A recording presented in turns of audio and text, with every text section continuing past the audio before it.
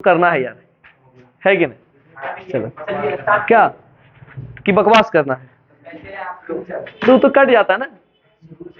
हाँ तो वो तो हो जाता है। चलो तो हाँ, एक बच्चा बोल रहा था कि ईडी करेंट ना, और हम आपको क्या बोले बाबू कि ईडी करेंट जो है वो हमारा लास्ट में जो देखो टॉपिक हिस्टेरेसिस, हिस्टेरेसिस में बहुत छोटा सा छोड़े है ना, नहीं देखो ना हिस्टेरेसिस खाली पढ़ना है।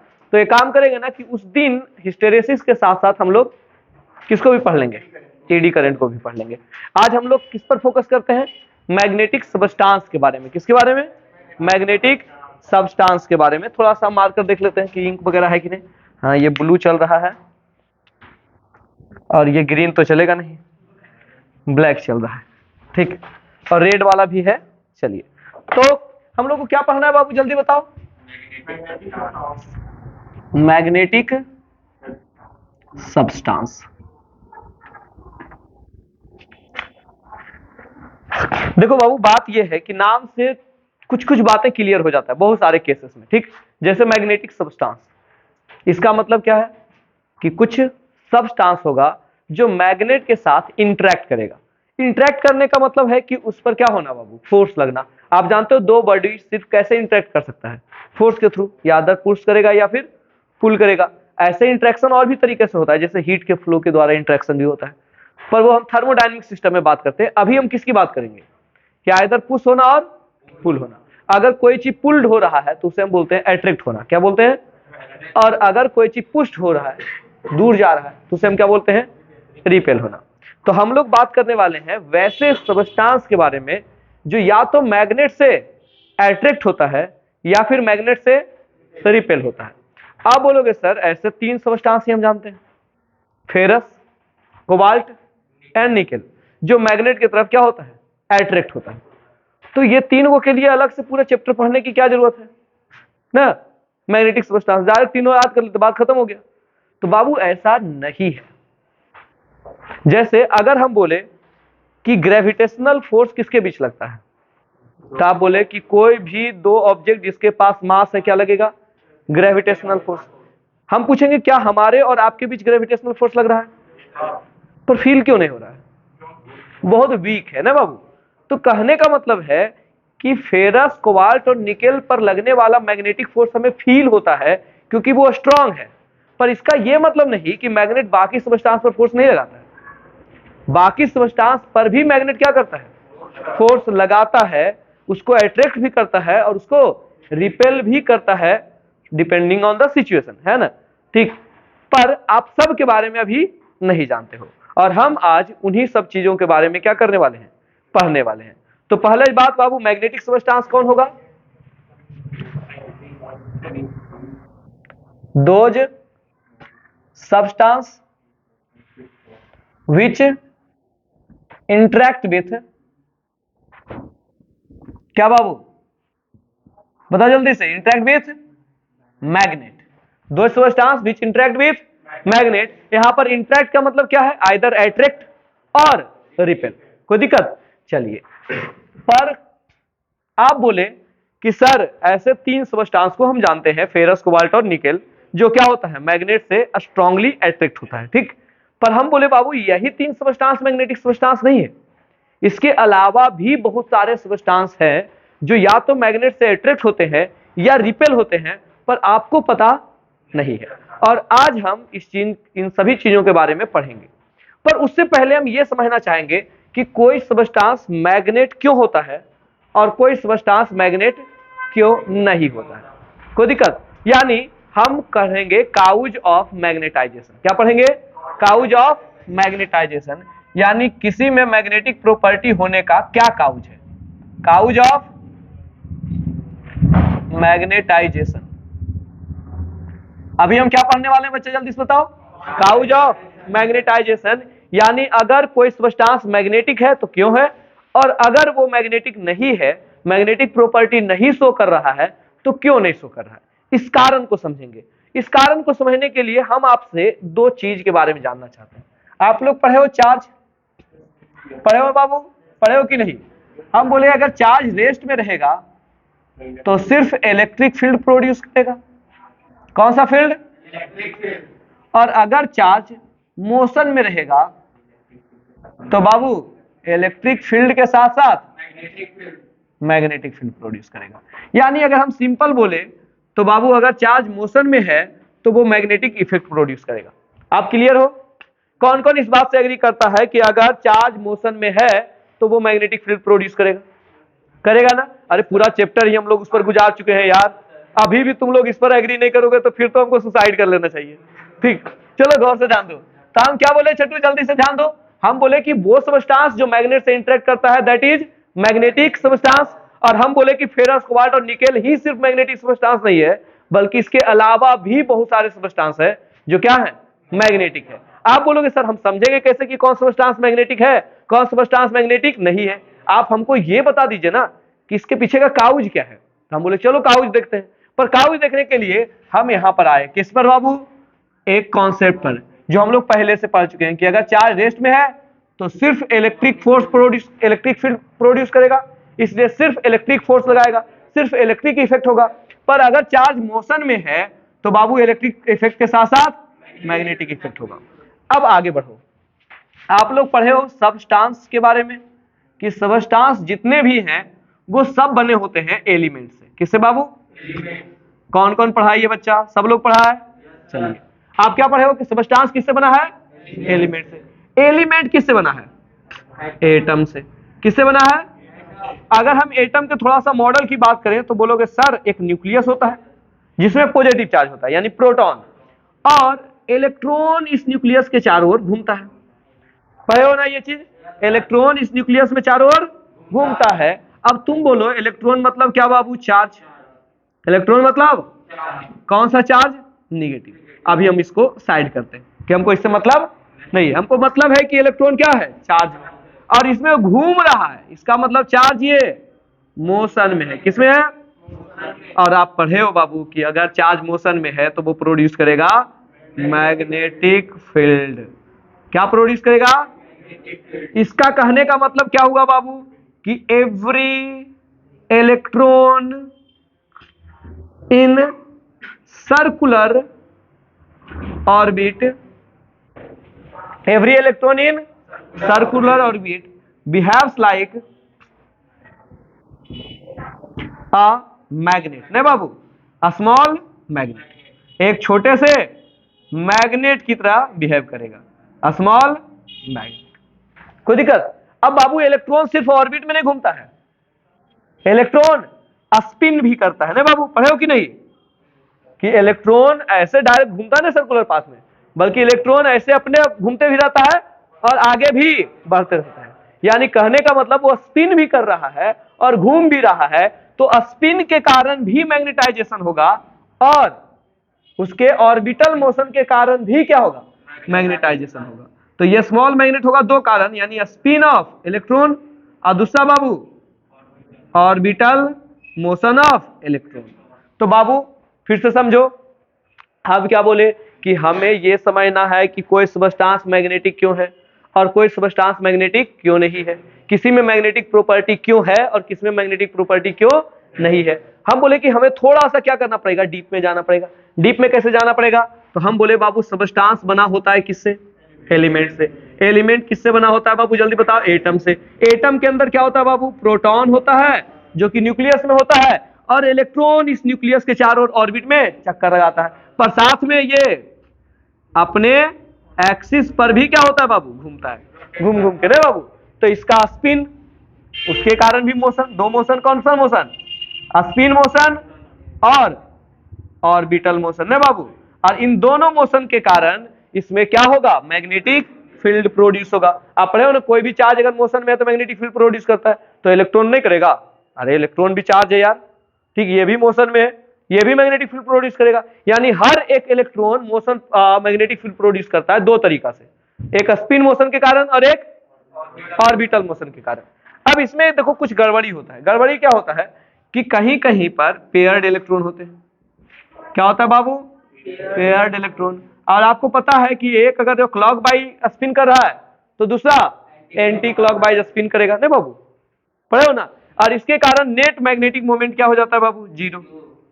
लेकिन अनपेयर्ड इलेक्ट्रॉन है तो अनपेयर्ड इलेक्ट्रॉन है तो जीरो नहीं होगा। लेकिन एक बात बताते हैं, अगर स्पिन के कारण जीरो हो गया तो ऑर्बिटल के कारण भी जीरो हो, ये जरूरी नहीं है।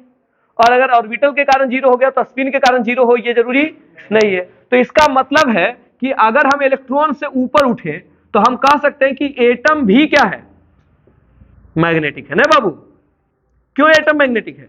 अरे जब इसका हर एक इलेक्ट्रॉन मैग्नेटिक इफेक्ट प्रोड्यूस कर रहा है तो एटम भी क्या हो गया, मैग्नेटिक हो गया कि नहीं होगा? जल्दी बताओ, एटम मैग्नेटिक हुआ कि नहीं? क्या सिर्फ आयरन के एटम मैग्नेटिक हुआ?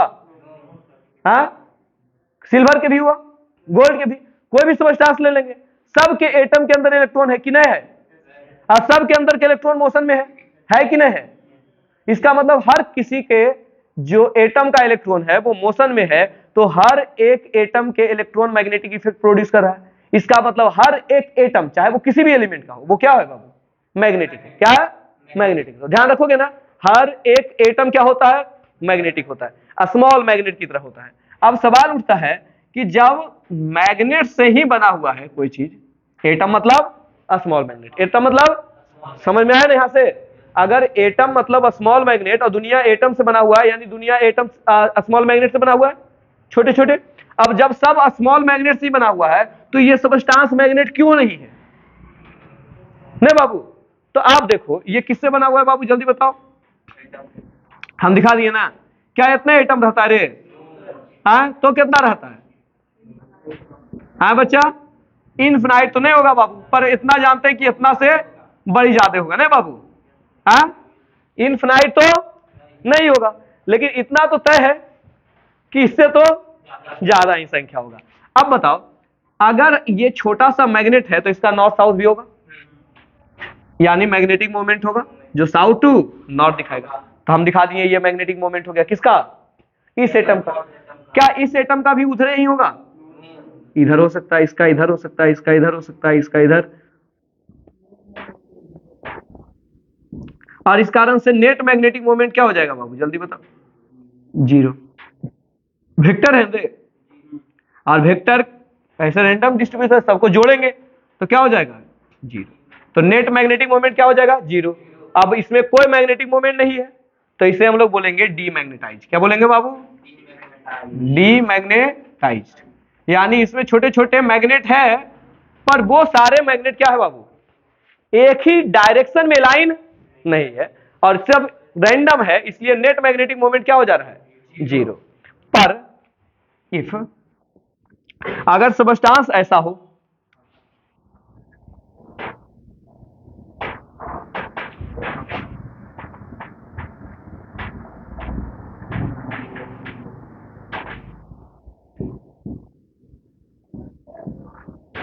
कि इसका भी मैग्नेटिक मोमेंट इधर, इसका भी, क्या अभी भी जीरो होगा?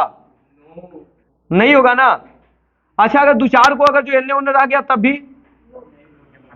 नहीं ना बाबू। तो सब एक डायरेक्शन में लाइन है, ये बन जाएगा साउथ, ये बन जाएगा नॉर्थ, और ये क्या हो गया बाबू, जल्दी बताओ, मैग्नेटिक मोमेंट जीरो हुआ? नहीं हुआ। तो इसे बोलेंगे क्या बाबू, मैग्नेटाइज। इसे क्या बोलेंगे, यानी इसमें मैग्नेटिक प्रॉपर्टी है। क्यों बाबू, इसमें मैग्नेटिक प्रॉपर्टी है, क्यों है? क्योंकि जितने भी एटम्स हैं उसका मैग्नेटिक मोमेंट एक ही लाइन में क्या है, ए लाइन है, इसलिए है। इसमें नहीं है, क्यों नहीं है, रैंडमली डिस्ट्रीब्यूटेड। कोई दिक्कत? तो अब हम लोग क्या क्या समझ लिए कि मैग्नेटिक सबस्टांस क्या होता है, समझे? आज क्या बोलोगे कि क्या मैग्नेटिक सबस्टांस गोल्ड है कि नहीं है? नेट मैग्नेटिक मोमेंट उसका जीरो है, पर अंदर में मैग्नेटिज्म है उसके अंदर भी, ठीक, उसको भी मैग्नेटाइज कर सकते हैं और उसमें भी स्ट्रॉन्ग मैग्नेट जनरेट कर सकते हैं, पर उतना नहीं होगा जितना अदर सबस्टांस में होगा। कोई दिक्कत? ठीक। तो बाबू मैग्नेटिक सबस्टांस कौन होता है, वो सबस्टांस जिसके अंदर जो मैग्नेट से क्या करता है छोटू, इंटरेक्ट करता है। ठीक। काउज ऑफ मैग्नेटाइजेशन क्या है बाबू, तो motion of electron in orbit और स्पिन। नहीं बाबू, काउज ऑफ मैग्नेटाइजेशन क्या हो गया, motion of electron in its orbit और अराउंड इट्स एक्सिस, यानी स्पिन और ऑर्बिटल मोशन, जिसके कारण क्या होता है बाबू, मैग्नेटिक मोमेंट प्रोड्यूस होता है। इस मैग्नेटिक मोमेंट के कारण इलेक्ट्रॉन एक छोटे से मैग्नेट की तरह बिहेव करता है और उसी से चूंकि एटम बना हुआ है तो एटम भी एक छोटा सा मैग्नेट की तरह बिहेव करता है, कोई दिक्कत। अब उससे बना हुआ है एलिमेंट, तो एलिमेंट भी मैग्नेटिक जैसा बिहेव कर सकता है। पर करने के लिए जरूरी क्या है बाबू कि सबके एक ही डायरेक्शन में अलाइन होना पड़ेगा। अगर अलाइन है तो ठीक है, मैग्नेटिक प्रॉपर्टी होगा, अगर अलाइन नहीं है तो मैग्नेटिक प्रॉपर्टी नहीं होगा। क्लियर है ना कि कोई दिक्कत है यहां तक? नहीं ना। अब अगर हम चाहें कि ये जो मैग्नेटाइज सबस्टांस है जिसमें मैग्नेटिक प्रॉपर्टी है, इसको खत्म करना, इसको क्या करना चाहते हैं? डीमैग्नेटाइज करना चाहते हैं। क्या करना चाहते हैं? तो हम क्या करेंगे, मतलब अगर एक सबस्टांस है जो पहले से है मैग्नेटाइज, क्या बाबू? मैग्नेटाइज, और हम ऐसा क्या करें कि उसकी मैग्नेटिक प्रॉपर्टी लूज हो जाए, तो हमें क्या करना होगा? ये जो सब एक डायरेक्शन में लाइन है इसको चेंज करना पड़ेगा, रैंडम करना पड़ेगा। कैसे करेंगे? तो बाबू अगर हम इसको गर्म करें, क्या करें? गर्म करेंगे तो क्या होगा? जो एटम है वो एनर्जी गेट करेगा और उस एनर्जी के कारण वो छटपटाएगा, और छटपटाएगा तो एने ओने हो जाएगा, और ये क्या हो जाएगा बाबू? नॉन अलाइन हो जाएगा। यानी कि हीट करने, गर्म करने पर ये क्या हो जाएगा? डीमैग्नेटाइज होगा। ठीक, हीट करने पर ये क्या हो जाएगा? डीमैग्नेटाइज। एक और तरीका है कि अगर हम इसको हैमर करें, पटक दें या फिर हीट करें, तब भी क्या होगा? क्योंकि बाबू पटकेंगे उस समय भी वाइब्रेशन होगा, और वो वाइब्रेशन इसके एटम को वाइब्रेट करेगा, एटम को वाइब्रेट करेगा तो एटम अलग तरीका से अलाइन हो जाएगा ना बाबू, और इस तरह से चला जाएगा। और अगर कोई सबस्टांस डीमैग्नेटाइज है, अगर कोई सबस्टांस और इसे हम मैग्नेटाइज करना चाहते हैं तो क्या करना होगा? तो क्या करना होगा? एक वो लड़का बोला नहीं कि सर उपरम गर्म कर रहे थे, गर्म ठंडा कर दीजिए। ठीक नहीं बाबू, ठंडा करने से ना एटम जहां पर था रैंडम वहीं पर फ्रीज हो जाएगा। ठीक, फिर वो रैंडम ही रहेगा, वो सीधा नहीं होगा। तो आपको क्या करना होगा छोटू? इलेक्ट्रिक फील्ड नहीं बाबू, स्ट्रॉन्ग मैग्नेटिक फील्ड अप्लाई करना पड़ेगा। देखो गौर से, ये मान लेते हैं इसके अंदर मैग्नेटाइजेशन है एटॉमिक लेवल पर जिधर तिधर डिस्ट्रीब्यूटेड है, और ये एक मैग्नेट है। तो जब हम इसको ऐसे करेंगे, रखेंगे, तो बाबू इसके अंदर के जितने भी एटम है, मैग्नेटिक एटम, वो इस सबस्टांस के साथ क्या होगा? अट्रैक्ट होगा, इंटरेक्ट होगा, अट्रैक्ट या रिपेल होगा। अब अगर इसको हम खींचते जाएंगे तो उस पर सब पर फोर्स लगते जाएगा और सब एक ही डायरेक्शन में आने की कोशिश करेगा। अगर यही सेम चीज हम रिपीट करें तो वो क्या हो जाएगा? मैग्नेटाइज हो जाएगा। यानी हमको इसको प्लेस करना पड़ेगा किसमें बाबू? स्ट्रॉन्ग मैग्नेटिक फील्ड में। कोई दिक्कत? तो यहां तक समझ में आया कि नहीं आया? जल्दी बता दो ए बच्चा, जल्दी से प्लीज।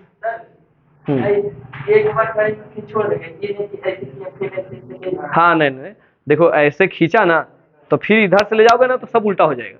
तो ऐसे खींच के फिर इसको थोड़ा दूर से ले जाके और फिर क्या करिए? खींचिए तो हो जाएगा। ठीक, क्या यहां तक क्लियर है? पक्का? God promise? ठीक, इतना चीज समझ में आया ना? अब हमें थोड़ा सा बार मैग्नेट के बारे में पढ़ना है, और अभी हम बताएंगे बिहार बोर्ड का एक फेवरेट क्वेश्चन जो ऑब्जेक्टिव में पूछता है। ठीक, तो पहले हम इसको इरेज कर लेते हैं या फिर अच्छा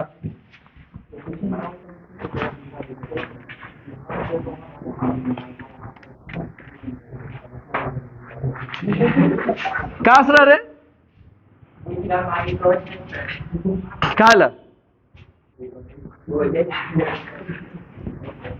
क्या दिक्कत है?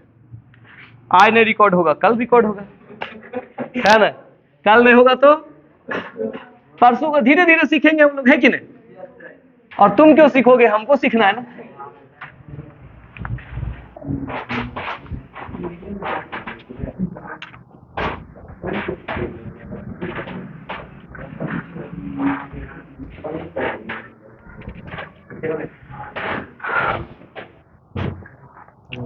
जब हम क्लास में पढ़ाए होंगे तो बाबू हम इसको थोड़ा सा और ज्यादा डीप में पढ़ाए होंगे, पर अभी हम लोग क्या करेंगे? उतना चीज पढ़ेंगे जिससे हमारा बिहार बोर्ड में अच्छा नंबर आ जाए, है ना? ठीक, तो बाबू एक क्वेश्चन बिहार बोर्ड में बहुत बार पूछता है कि what is the modern cause of magnetisation.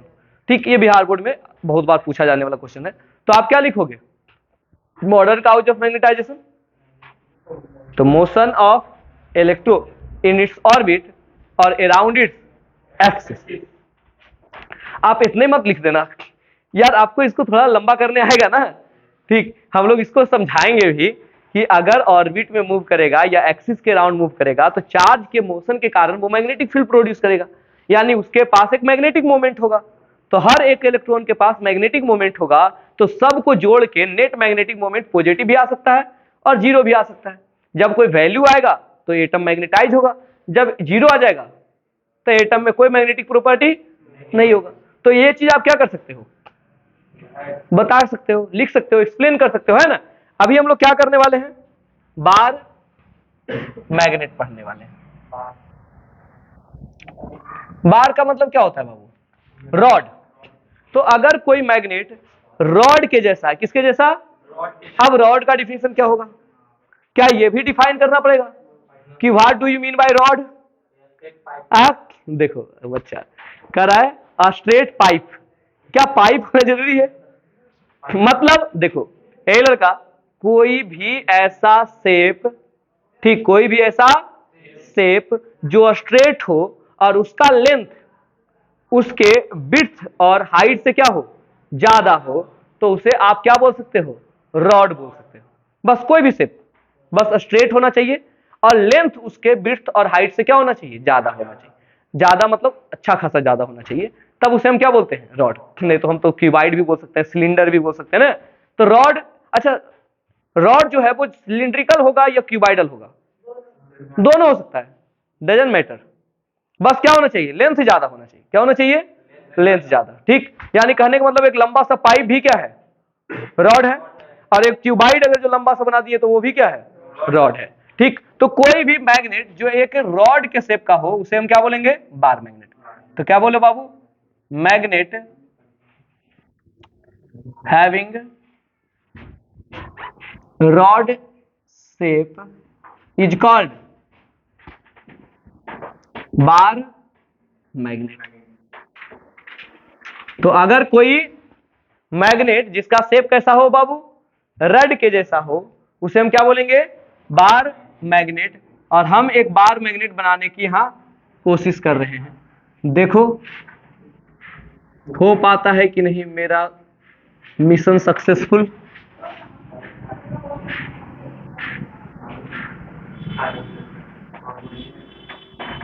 ये क्या हो गया बाबू, बार हो गया, इसे हम क्या बोलेंगे, बार, ठीक। अब अगर इसमें मैग्नेटिक प्रॉपर्टी है तो ये क्या हो जाएगा, बार मैग्नेट। या फिर हम बार मैग्नेट ऐसे भी बना सकते हैं, इस शेप का भी रहेगा तब भी क्या कहलाएगा छोटू, जल्दी बताओ, बार मैग्नेट। ये मान लेते हैं नॉर्थ है और ये क्या है, साउथ है, कोई दिक्कत। तो बार मैग्नेट क्लियर है ना। अब बार मैग्नेट की कुछ प्रॉपर्टीज है जिस पर आपको फोकस करना है। अब बार मैग्नेट क्या है, इससे ज्यादा क्या ही बता सकते हैं, और क्यों ही बताएंगे यार, हम लोग को बोर्ड के लिए बात करना है ना, ठीक। चलिए अब बार मैग्नेट की प्रॉपर्टी की बात करते हैं। तो बाबू पहली प्रॉपर्टी बार मैग्नेट की ये है कि अगर इस मैग्नेट को आप फ्रीली सबटेंड करोगे ना, तो ये ऐसे कभी नहीं रहेगा, ईस्ट वेस्ट में नहीं रहेगा, जब भी रहेगा तो ये नॉर्थ साउथ में रहेगा, यानी घूम के ऐसे आ जाएगा, ठीक। आप अगर ऐसे करके छोड़ दोगे तो तब भी घूम के ऐसे आ जाएगा, यानी ये हमेशा अलाइन होगा नॉर्थ साउथ में, जब हम इसे फ्रीली ऐसा करने के लिए छोड़ेंगे तो क्या हो जाएगा बाबू, पहला प्रॉपर्टी ऑलवेज अलाइन इन north south direction. Always align इन किसमें बाबू, नॉर्थ साउथ डायरेक्शन। लेकिन कब, जब इसको ऐसा करने फ्रीली देंगे तो। अगर पकड़ के दिखा रहे हो सर, बोले नहीं होता है, देखिए तो है ईस्ट वेस्ट में, अरे नहीं, क्या रहना चाहिए, फ्रीली सबटेंड करना है आपको, उसको होने देना है कि जिधर जाना चाहते हो तुम जाओ। तो वो किधर अलाइन होगा, नॉर्थ साउथ में। और बाबू एक और बात बता देते हैं, उस नॉर्थ साउथ में भी अलाइन होगा ना, तो ऐसे नहीं कि ऐसे अलाइन हो गया और कभी ऐसे अलाइन हो गया ना। अगर ये नॉर्थ में अलाइन हो रहा है ना, ये पॉइंट, ये इंड अगर किधर जा रहा है, तो बाबू क्या होगा, मतलब अगर ऐसे घुमा के छोड़ दोगे ना तो फिर ये घूम के ऐसे ही चल जाएगा, यानी एक इंड हमेशा नॉर्थ में रहेगा और दूसरा इंड हमेशा साउथ में रहेगा, ध्यान रखिएगा ना।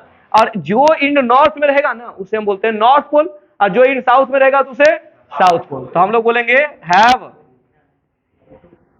कितना बाबू, 2 पोल, एक हो गया कौन, नॉर्थ, और दूसरा कौन हो गया बाबू, साउथ।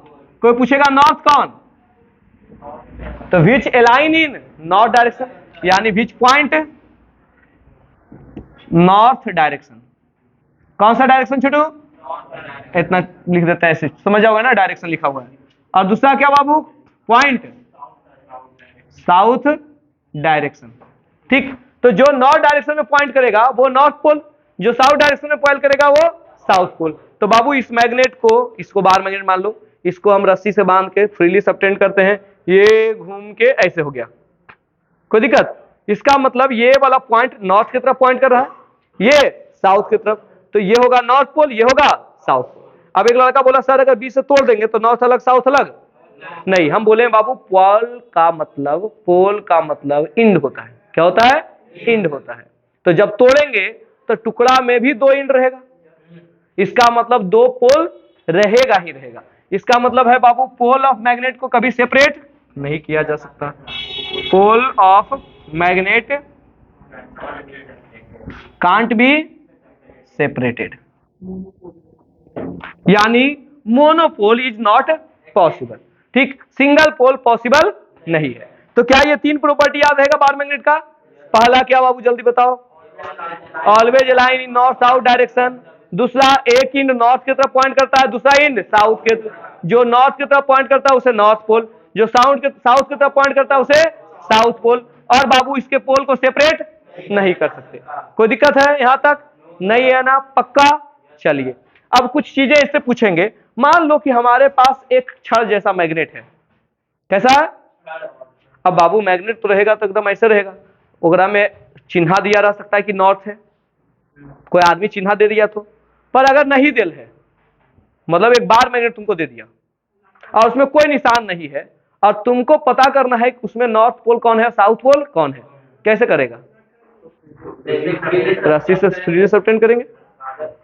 तो जो नॉर्थ की तरफ जाएगा वो नॉर्थ पोल, और जो साउथ की तरफ जाएगा तो।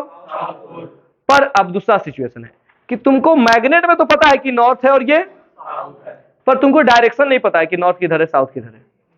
तब क्या करेगा, फिर से लटकाएंगे, नॉर्थ वाला जिधर घूम के जाएगा और जिधर घूम के जाएगा साउथ वाला, उसका अपोजिट साउथ पोल। नहीं बाबू, क्लियर है ना, कर लोगे ना। यानी हम बार मैग्नेट के हेल्प से डायरेक्शन फाइंड कर सकते हैं। बार मैग्नेट की हेल्प से क्या फाइंड कर सकते हैं, डायरेक्शन। बस क्या करना है, बार मैग्नेट को फ्रीली सबटेंड करना है, उसका एक इंड में पहले से निशान दे रहेंगे कि नॉर्थ की तरफ जाता है, तो हमको पता चल जाएगा कि नॉर्थ किधर है ना बाबू, उसके अपोजिट साउथ, और ईस्ट वेस्ट हम उसके अकॉर्डिंग फाइंड कर लेंगे।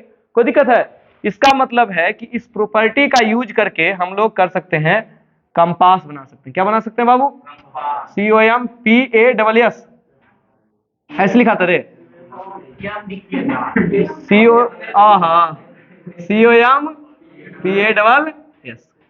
क्या बना सकते हैं बाबू, कंपास बना सकते हैं। इसको बोलते हैं दिक सूचक, यानी डायरेक्शन दिखाने वाला।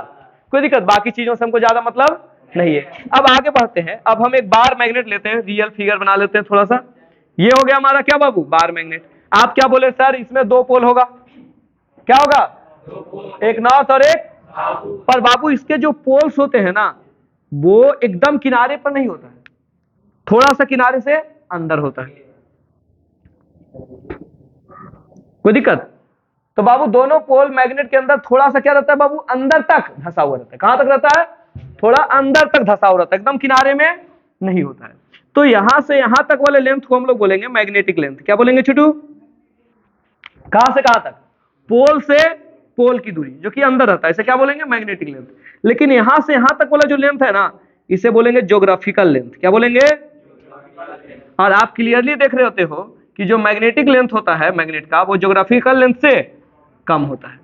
ठीक बाबू, यहां पर बताओ LM क्या है बाबू, M से मैग्नेट न रे, तो मैग्नेटिक लेंथ, और G से ज्योग्राफी, तो ज्योग्राफिकल लेंथ है ना। तो बाबू मैग्नेटिक लेंथ और बार मैग्नेट क्या होता है, लेस होता है किससे, ज्योग्राफिकल लेंथ से। क्वेश्चन पूछेगा ना कि कितना, यानी मैग्नेटिक लेंथ कितना होगा, तो ये होता है 5/6 टाइम ज्योग्राफिकल लेंथ। और ये बिहार बोर्ड के ऑब्जेक्टिव का बहुत इंपॉर्टेंट क्वेश्चन है। इसे आप अबाउट 80% भी बोल सकते हो कि लगभग कितना है, 80% है। ठीक, तो ध्यान रखिएगा ना। तो बाबू क्या है कि आपको ये बता देते हैं कि जो बार में है उसके पोल जो होते हैं वो थोड़ा सा अंदर तक धंसे रहते हैं। क्या रहते हैं? जिसके कारण उसका जो ज्योग्राफिकल लेंथ है उससे मैग्नेटिक लेंथ क्या होता है? कम होता है। ज्योग्राफिकल लेंथ मतलब एक्चुअल लेंथ, और मैग्नेटिक लेंथ अंदर धंसा हुआ है तो पोल टू पोल जो थोड़ा सा क्या होता है बाबू? कम होता है। अब पूछता है बिहार बोर्ड में कि कौन सा ऑप्शन सही है किसके बीच के रिलेशन में? ज्योग्राफिकल और मैग्नेटिक लेंथ के रिलेशन में। तो 5/6 LG। अब ध्यान दो, कभी कभी उल्टा भी लिखा जा सकता है, LG बराबर 6/5 LM। ठीक बोलोगे सर वो पढ़ाए थे, थोड़ी पढ़ाए थे। बाबू इतना तो कॉमन सेंस लगाओगे ना। चलिए, तुम लोग कॉमन सेंस बोलते हैं हंसने लगते हो, है ये नहीं है। चलिए अब हम लोग एक बात करने वाले हैं बाबू कि अगर हमारे पास यू शेप का मैग्नेट है जिसे हम हॉर्स शू बोलते हैं। क्या बोलते हैं? हाँ, वो घोड़ा के पैर में लगाया जाता है ताकि जब वो रोड पर चले तो क्या रहे? आवाज करे। घोड़ा के पैर में क्यों लगाया जाता रे? उसका जो नाखून है ना उसमें फ्रिक्शन के कारण या थी करने के कारण, ज्यादा चलने के कारण वो खराब नहीं हो जाए। ठीक, इसलिए वो नीचे में लगा रहता है, खियाए नहीं तो वो खियाए। समझा? तो क्या बोल रहा था रे? कि आवाज करे, बस बड़ा अच्छा लगता है ना घोड़ा चलता है तो आवाज। चलो देखो आवाज भी निकालने लगा। ए बाबू ध्यान दो।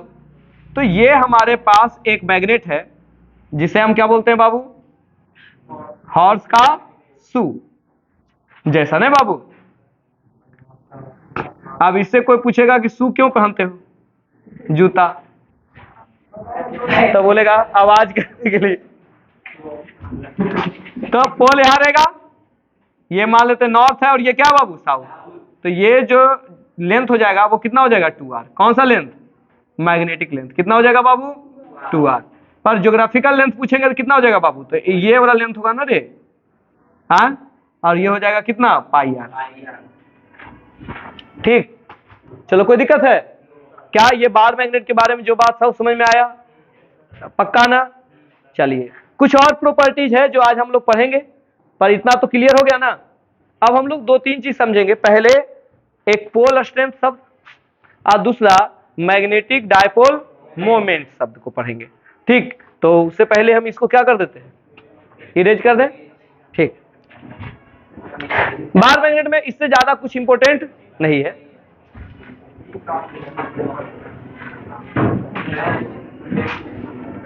लगता है बाहर डीजे बज रहा है, जाओ तुम लोग आओ डांस करके।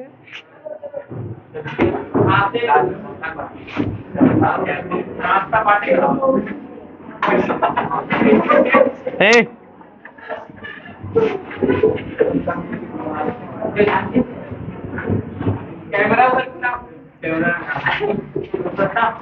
कैमरा उधर घुमाए, सबका डांस करते हुए वीडियो। आजकल वो ट्रेंड चल रहा है ना रे। हाय हाय।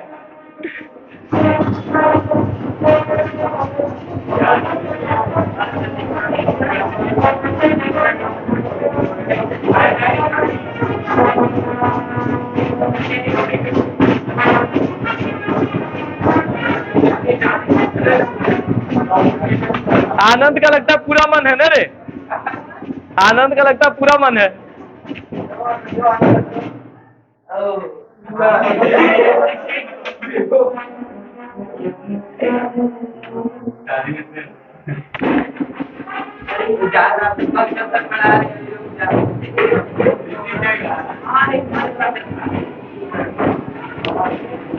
क्या कर रहा है राजा? चलिए छोटू ध्यान देते हैं, आवाज थोड़ा सा कम होने देते हैं ना।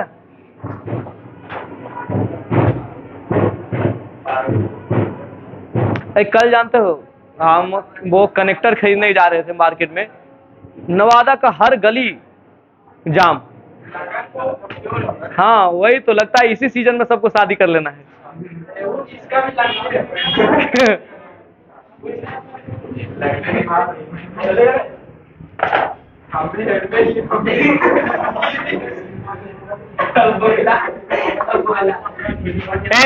चलो तो बाबू एक्ट, अरे लड़का ध्यान दो, बाबू एक चीज थोड़ा सा पढ़ाया था, उसको मिलता जुलता हम लोग चीजों को कंसीडर करेंगे। आपको पता है इलेक्ट्रिक डायपोल, याद है? एक्चुअली इसी से हम थोड़ा सा रिलेट करेंगे, आगे की बात करेंगे। हम बोले थे कि जब दो गो चार्ज, एक पॉजिटिव चार्ज और एक उतना ही वैल्यू का क्या, निगेटिव चार्ज, सेम वैल्यू का एक पॉजिटिव चार्ज और एक को, अगर हम एक स्मॉल सेपरेशन, स्मॉल और फिक्स सेपरेशन, मतलब वो बढ़े घटे नहीं, स्मॉल और फिक्स सेपरेशन पर रखते हैं, तो ये जो अरेंजमेंट बनता है उसे हम लोग बोलते हैं क्या बाबू, इलेक्ट्रिक डायपोल, क्योंकि इलेक्ट्रिक चार्ज है ना बाबू। और यहां पर हम बोले थे कि बाबू पोल का मतलब होता है टाइप, क्या होता है, तो इलेक्ट्रिक डायपोल तो हमें बनाना पड़ता है, क्योंकि पॉजिटिव और नेगेटिव हमेशा साथ तो नहीं रहेगा। पर बाबू मैग्नेट के केस में ऐसा नहीं है, वो मैग्नेट डायपोल के रूप में ही एग्जिस्ट करता है ना बाबू, उसमें नॉर्थ और साउथ अलग नहीं कर सकते, नॉर्थ और साउथ क्या रहेगा, साथ, तो दो टाइप एक साथ है ना, तो वो भी क्या हो गया, एक मैग्नेटिक डायपोल। ध्यान देगा ना, ये हमारा क्या हो गया बाबू, जल्दी बता दो तो, मैग्नेटिक डायपोल हो गया, क्योंकि ये नॉर्थ है और ये साउथ पोल है, और ये कुछ दूरी पर क्या बाबू, सेपरेटेड है, तो इसे हम क्या बोल दिए बाबू, जल्दी बता दो, मैग्नेटिक डायपोल। कौन सा बोल दिए, मैग्नेटिक डायपोल। अब तुम लोग इलेक्ट्रिक डायपोल में एक टर्म डिफाइन किए थे, नाम था इलेक्ट्रिक डायपोल मोमेंट, याद है? क्या डिफाइन किए थे बाबू, electric dipole moment, electric dipole moment, जिसे हम P से डिनोट करते थे, और ये होता था चार्ज इनटू डिस्टेंस, ये होता था चार्ज इनटू डिस्टेंस। यहां पर भी हम डिफाइन करना चाहते हैं एक चीज, जिसे बोलते हैं magnetic dipole moment, magnetic dipole moment define करना चाहते हैं। तो तुम बोलोगे सर यहां पर ये चार्ज था और डिस्टेंस था, मल्टीप्लाई कर लिए, यहां पर हम क्या मल्टीप्लाई करेंगे, डिस्टेंस तो है, पर पोल को कैसे मल्टीप्लाई करेंगे, पोल को कैसे मल्टीप्लाई करेंगे, मल्टीप्लाई करने के लिए कोई वैल्यू चाहिए ना बाबू, ठीक, नॉर्थ को मल्टीप्लाई करेंगे विद डिस्टेंस, नहीं ना, क्या चाहिए, तो यहां पर ये जो चार्ज है ना वो टाइप का मैग्नीट्यूड है ना बाबू, ये जो Q था वो क्या था, मैग्नीट्यूड ऑफ चार्ज ना बाबू, मैग्नीट्यूड ऑफ चार्ज, या फिर हम लोग बोल सकते हैं स्ट्रेंथ ऑफ चार्ज, क्या बोल सकते थे, स्ट्रेंथ ऑफ चार्ज, ठीक। तो यहां पर भी हम एक चीज डिफाइन करेंगे, स्ट्रेंथ ऑफ पोल, क्या डिफाइन करेंगे, स्ट्रेंथ ऑफ पोल, जिसे हम बोलेंगे पोल स्ट्रेंथ, क्या बोलेंगे छोटू, पोल स्ट्रेंथ, ठीक। इसकी बात हम थोड़ी देर के बाद करते हैं, क्या बाबू, पोल स्ट्रेंथ। अब इस पोल स्ट्रेंथ को हम यम से डिनोट करते हैं, और जो नॉर्थ पोल है ना उसको प्लस यम लिखते हैं, और इसको क्या लिखते हैं, माइनस यम। अब एक फिजिकल क्वांटिटी हो गया जिसको मल्टीप्लाई कर सकते हैं, तो जो मैग्नेटिक डायपोल मोमेंट यम होगा वो हो जाएगा पोल स्ट्रेंथ इनटू डिस्टेंस। तो बाबू डिफिनेशन क्या लिखेंगे, product of pole strength and distance between them, and distance between them is called क्या बाबू, जल्दी बता दो, मैग्नेटिक डायपोल मोमेंट। हो गया m बराबर m इंटू डी। कोई दिक्कत है छोटू, कभी कभी इसको हम m इंटू इस d को 2l लिखते हैं, अगर बीच से मेजर करेंगे तो l इधर और l इधर, तो डिस्टेंस कितना हो जाएगा 2l। तो ऐसे भी लिखा जा सकता है, दोनों तरीका से लिख सकते हैं, कोई दिक्कत नहीं ना। चलिए, तो अब इसमें से हम लोग को कुछ चीज और ध्यान देना है। बोले थे इलेक्ट्रिक डायपोल मोमेंट एक वेक्टर क्वांटिटी होता है, क्या होता है बाबू, तो उसी के जैसा मैग्नेटिक डायपोल मोमेंट भी कैसा क्वांटिटी होगा, वेक्टर क्वांटिटी होगा। कैसा क्वांटिटी होगा, अब सवाल उठता है कि अगर वेक्टर क्वांटिटी है तो डायरेक्शन होना चाहिए, डायरेक्शन किधर होता था बताओ तो बाबू, इलेक्ट्रिक डायपोल मोमेंट का निगेटिव टू पॉजिटिव, डायरेक्शन किधर होता था बाबू, निगेटिव टू पॉजिटिव। यहां पर बताओ तो बाबू डायरेक्शन क्या हो जाएगा, डायरेक्शन तो माइनस एम से प्लस एम, यानी साउथ टू नॉर्थ। क्या इतना याद रहेगा।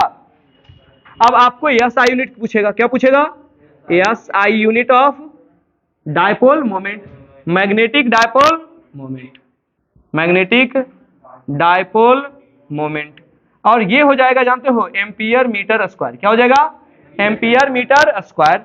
और अगर आपसे पूछ दिया डायमेंशन, क्या पूछ दिया, ऑफ मैग्नेटिक डायपोल मोमेंट, तो एम्पियर यानी करंट, करंट को ए से डिनोट करते हैं, और मीटर मतलब लेंथ, लेंथ को एल से डिनोट करते हैं, तो हो जाएगा क्या बाबू, ए एल स्क्वायर।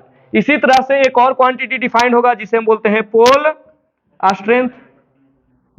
इसे हम सिंपल लिख सकते हैं, the strength of a pole, the strength of a pole, या फिर लिख सकते हो net magnetic moment per unit length. देखो लेंथ से डिफाइंड हो जाएगा ना, है बाबू, नहीं हो जाएगा रे, ठीक, तो इसको हम एक तरीका से और लिख सकते हैं, क्या बाबू, net magnetic moment per unit length. ये दो तरीका से हम किसको डिफाइन कर सकते हैं, पोल स्ट्रेंथ को, जिसे हम स्मॉल एम से डिनोट करते हैं, किसे बाबू, अगर नॉर्थ पोल है तो उसे हम प्लस एम लेते हैं, और साउथ पोल के पोल स्ट्रेंथ को माइनस एम लेते हैं। अगर कोई पूछा इसका यस आई यूनिट क्या होगा, इसका यस आई यूनिट क्या होगा, तो मैग्नेटिक डायपोल मोमेंट में मीटर से डिवाइड होगा, अरे यार magnetic dipole moment per unit length, तो लेंथ से डिवाइड होगा, तो क्या हो जाएगा, एम्पियर मीटर। और अगर इसका डायमेंशन पूछा तो कितना हो जाएगा बाबू, जल्दी बता दो तो, ए एल। तो ये कुछ चीजें हैं जिसको एक बार फिर से देख लो। तो हम बोले कि अगर एक प्लस चार्ज और एक माइनस चार्ज, यानी दो टाइप के चार्ज एक स्मॉल डिस्टेंस से सेपरेटेड होता है, तो उसे हम बोलते हैं इलेक्ट्रिक डायपोल मोमेंट। उसी तरह से अगर मैग्नेट को सोचो तो मैग्नेट में भी दो टाइप के पोल, नॉर्थ और साउथ, एक स्मॉल डिस्टेंस से सेपरेटेड होता है, इसलिए उसे हम मैग्नेटिक डायपोल मोमेंट कहेंगे। कोई दिक्कत? अब अगर वो मैग्नेटिक डायपोल मोमेंट है जैसा कि इलेक्ट्रिक डायपोल मोमेंट होता है, तो उसका एक क्या होना चाहिए, मोमेंट होना चाहिए, स्ट्रेंथ होना चाहिए, ठीक। तो इलेक्ट्रिक डायपोल मोमेंट जो होगा वो निकलता है प्रोडक्ट ऑफ चार्ज, यानी कि वो टाइप है उसका स्ट्रेंथ, और इनटू डिस्टेंस। तो यहां पर भी अगर हम मैग्नेटिक डायपोल मोमेंट को डिफाइन करना चाहें तो क्या हो जाएगा बाबू, इस पोल का स्ट्रेंथ इनटू डिस्टेंस, पोल का स्ट्रेंथ यानी m और डिस्टेंस d। कोई दिक्कत? चलिए, तो यहां तक हो गया ना। अब हम लोग इसमें देखें कि इलेक्ट्रिक डायपोल मोमेंट एक वेक्टर क्वांटिटी है, मैग्नेटिक डायपोल मोमेंट भी क्या होगा, वेक्टर क्वांटिटी होगा, उसका अथी भी होगा, डायरेक्शन भी। इलेक्ट्रिक डायपोल का किधर होता है, निगेटिव टू पॉजिटिव, तो यहां पर भी निगेटिव टू पॉजिटिव लेंगे तो क्या हो जाएगा, माइनस से प्लस, साउथ टू नॉर्थ। कोई दिक्कत? चलिए, यह SI यूनिट की बात करेगा, याद रखिएगा एम्पियर मीटर स्क्वायर और डायमेंशन AL स्क्वायर, यहीं से निकल जाएगा ना बाबू। चलिए, अगर हम पोल स्ट्रेंथ की बात करेंगे तो क्या होगा, तो पोल स्ट्रेंथ को देखो तो क्या हो जाएगा, तो magnetic moment per unit length. Magnetic moment देखो यहां से ध्यान दो, इसको ये मान लो टोटल लेंथ है, तो लेंथ से डिवाइड कर देंगे तो क्या हो जाएगा, magnetic moment per unit length. ये हम से डिनोट करेंगे, नॉर्थ पोल है तो प्लस एम, साउथ पोल है तो माइनस एम। इसका SI यूनिट हो जाएगा एम्पियर मीटर, क्योंकि मीटर से डिवाइड होगा। और डायमेंशन क्या बाबू, AL। अब इसमें दो तीन वो क्वेश्चन पूछा जाता है, छोटा छोटा बच्चा, जो आप लोग ध्यान दीजिएगा। पहला पूछा जाता है, अच्छा ये रेड मार्कर है, देखते हैं चलता है कि नहीं। बोलेगा ना कि अगर मान लेते हैं हमारे पास एक रॉड है, क्या बाबू, इसका लेंथ L है और इसका मैग्नेटिक मोमेंट M है। कितना मैग्नेटिक मोमेंट छोटू, L, लेंथ कितना है L, और मैग्नेटिक मोमेंट कितना है M। अब एक आदमी क्या किया कि इस रॉड को ऐसे टेढ़ा कर दिया, किस रूप में, सेमी सर्कल के रूप में। कर सकता है कि नहीं, तुम्हारे पास एक छड़ था जिसका मैग्नेटिक मोमेंट M था, और उसे तुम क्या कर दिए, सेमी सर्कल के फॉर्म में टेढ़ा कर दिए। पूछेगा अब मैग्नेटिक मोमेंट कितना हो जाएगा, M डैश, तो ये होगा 2m बटा पाई। हालांकि इसको डिराइव हम लोग कर सकते हैं, ठीक, अगर कहोगे तो करके बता दें, पर बाबू आपको बिहार बोर्ड के लिए ना इस चीज को डायरेक्ट क्या कर लेना है, याद कर लेना है। और कैसे करेंगे फिर से बता देते हैं। तो बाबू आप लोग को पता है कि इसका पोल स्ट्रेंथ M ले लेते हैं और लेंथ कितना ले लेते हैं L, तो M बराबर कितना हो जाएगा, जल्दी बताओ तो बाबू। M बराबर, ए लड़का, M बराबर क्या हो जाएगा, तो स्मॉल m इंटू L होगा ना यहाँ पर। अब इसमें पोल स्ट्रेंथ तो यही रह जाएगा, पोल स्ट्रेंथ तो, पर अब लेंथ कितना हो जाएगा, 2r, नहीं बाबू। तो बाबू m डैश कितना आ जाएगा बताओ तो जल्दी से, m डैश कितना हो जाएगा, m इंटू लेंथ कितना, 2r। मुझे 2r निकालना है, क्या निकालना है, 2r। कैसे निकालेंगे, तो आप गौर से देखो, तो बाबू यहां से यहां तक की दूरी तो अभी भी L रहना चाहिए, टेढ़ा की है ना, वही ना, तो कितना रहना चाहिए L। यानी पाई आर बराबर क्या होना चाहिए, यल। ये सेमी सर्कल का सरकमफ्रेंस कितना बाबू, पाई आर बराबर यल, तो आर बराबर क्या हो जाएगा, यल बटा पाई।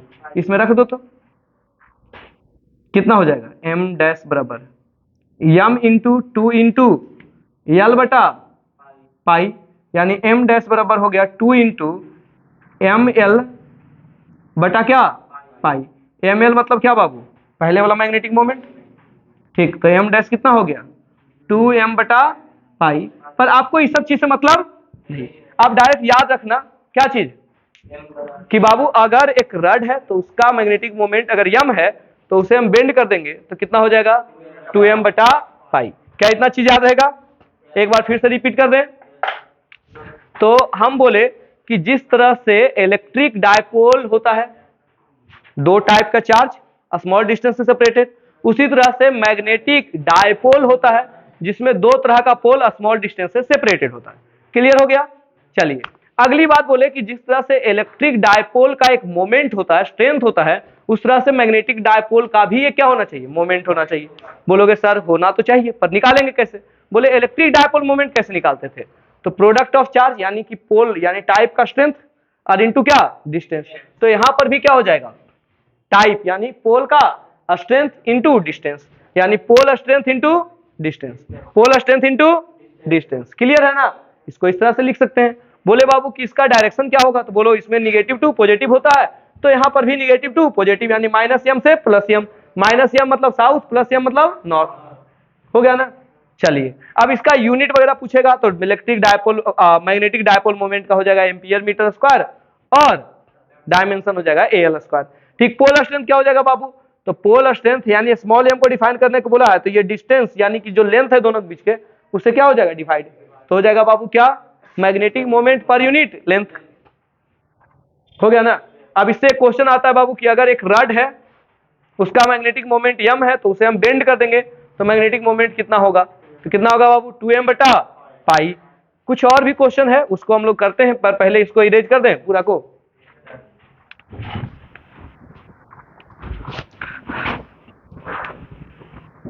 अच्छा एक काम करो, तब तक हम इसको इरेज करते हैं।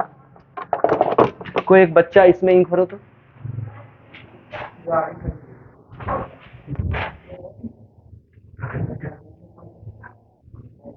क्या कर रहा है रे,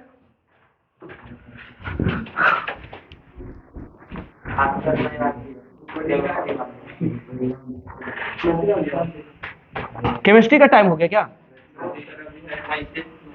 सर, क्या मैसेज किया, आज वो नहीं है क्या, अच्छा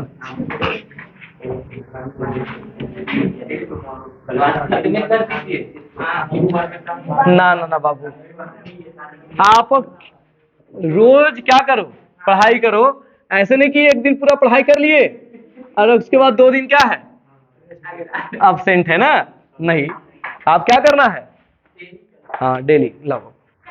तो अब इधर ध्यान दीजिए, तो अब हम लोग जो सीखने वाले हैं वो ये है, वो भी बिहार बोर्ड में इंपॉर्टेंट क्वेश्चन होता है, वो है मैग्नेट को काटने से रिलेटेड। किससे रिलेटेड, हाँ, तो बोलेगा कि अगर आपके पास एक मैग्नेट है जो हम बना दिए बाबू, इसका पोल स्ट्रेंथ कितना है यम, इधर अगर नॉर्थ है तो प्लस यम, इधर क्या हो जाएगा माइनस यम, और ये हो गया इसका डिस्टेंस मान लेते हैं यल, कितना मान लेते हैं, डी भी मान सकते हैं यल भी मान सकते हैं। अब बोला अगर मैग्नेट को हम 20 से काट देते हैं, किससे बाबू, 20 से काटेंगे तो पोल स्ट्रेंथ तो सेम रहेगा, अगर 20 से काटेंगे तब पोल स्ट्रेंथ क्या रहेगा बाबू, सेम रहेगा, प्लस यम और, लेकिन लेंथ कितना हो जाएगा, आधा हो जाएगा। ठीक, तो दो मैग्नेट बनेगा, दोनों का पोल स्ट्रेंथ क्या रहेगा बाबू, सेम रहेगा, और लेंथ कितना हो गया, आधा हो गया। ठीक, और लेंथ आधा हो गया तो मैग्नेटिक मोमेंट भी क्या हो जाएगा, आधा हो जाएगा पहले से। तो अगर काटेंगे तो कितना हो जाएगा बाबू, जल्दी बताओ, m/2। ठीक, अगर हम बोले कि हम एक मैग्नेट लिए और इस बार हम ऐसे नहीं क्रॉस सेक्शनली नहीं काटे, बल्कि कैसे काट दिए, लॉन्गिट्यूडनली, कैसे काट दिए, इधर से काट दिए, ठीक, ऐसे काट दिए। तो पहले ये प्लस m था स्ट्रेंथ, ये कितना था माइनस m, ये लेंथ कितना था यल, काट देंगे तो एरिया कम जाएगा ना, एरिया कम जाएगा तो पोल स्ट्रेंथ भी क्या हो जाएगा, कम जाएगा। ठीक, तो यहां से देखो तो ये पतला पतला हो गया। अब इसका पोल स्ट्रेंथ क्या हो जाएगा बाबू, पहले से आधा हो जाएगा। दोनों का पोल स्ट्रेंथ पहले से कितना हो जाएगा, आधा हो जाएगा। ठीक, लेकिन लेंथ क्या रहेगा, सेम रहेगा। बताओ मैग्नेटिक मोमेंट का क्या होगा इस केस में, मैग्नेटिक का मोमेंट इन दोनों को मल्टीप्लाई करो तो फिर से आधा ही हो गया ना, m/2। इसका भी क्या हो गया, m/2। तो ये बिहार बोर्ड में पूछता है क्वेश्चन कि अगर एक मैग्नेट है बीच से तोड़ देंगे तो मैग्नेटिक मोमेंट क्या होगा, पहले से आधा हो जाएगा। क्यों आधा होगा, क्योंकि लेंथ आधा हो जाता है, पोल स्ट्रेंथ तो सेम रह रहा है, पोल को कुछ थोड़ी किए, लेंथ आधा हो गया इसलिए मैग्नेटिक मोमेंट आधा हो गया। बोलेगा बीच से काट दिए तो तब भी आधा हो जाएगा, पर इस बार आधा क्यों होगा, क्योंकि लेंथ तो सेम रहेगा पर पोल स्ट्रेंथ क्या हो जाएगा, आधा हो जाएगा। ठीक, अब यहां इतना पढ़ाने के बाद आपको जो सीट मिला है उस सीट में कुछ सब्जेक्टिव क्वेश्चंस है, कुछ ऑब्जेक्टिव क्वेश्चंस है। हम उम्मीद करते हैं कि आप लोग इस सब्जेक्टिव और ऑब्जेक्टिव क्वेश्चंस को क्या करोगे, बना के आओगे। ठीक, हाँ अच्छा, कल नहीं किसी और दिन चेक करते हैं। अच्छा कल फ्राइडे, परसों सैटरडे संडे तो मेरा ऑफ रहेगा, है ना। चलिए ठीक, हम क्या करेंगे सैटरडे संडे को कुछ ऐसे वीडियो वगैरह बना के डाल देंगे, पिछला वाला ने। ठीक, चलो बाय तुम लोग।